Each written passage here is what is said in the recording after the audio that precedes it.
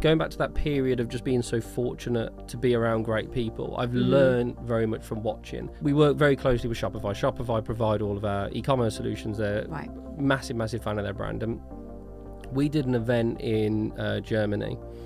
And Harley, at the time, was the COO of the business. I think he's now the president.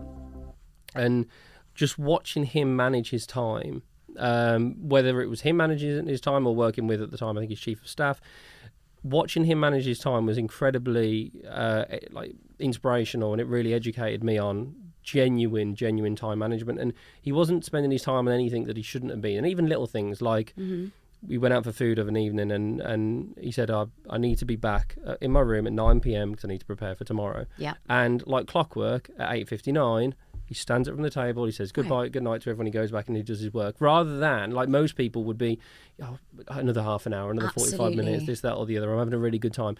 He just managed his time so well, and that just made me think, I think I could do much better of managing my time. And then there's little daily things that I'll try and do, which is more trying and eke more out of each day, whether it's more shorter meetings rather than longer meetings, prep before, so that again the meeting itself is shorter and more to the point. Like things like that really help.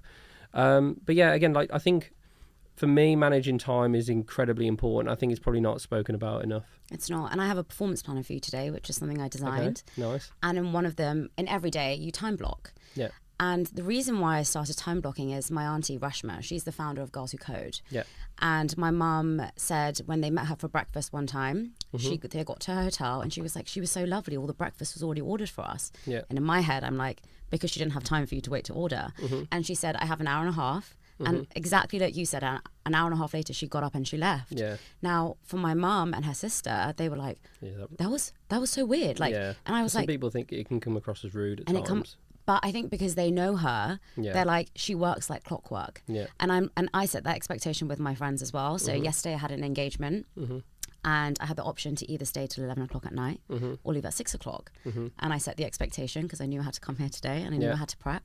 And my mum was like, but you should have stayed. And I was like, but I have to sacrifice and I want to sacrifice. And I know that if I came home at 11 o'clock, I would have done it, but I'd probably been a bit more of a mess. Yeah. And I think I always explain to my parents as well, because they're kind of in this phase of, you never come to anything, you always leave early. And I'm like, but I'm so happy in doing it.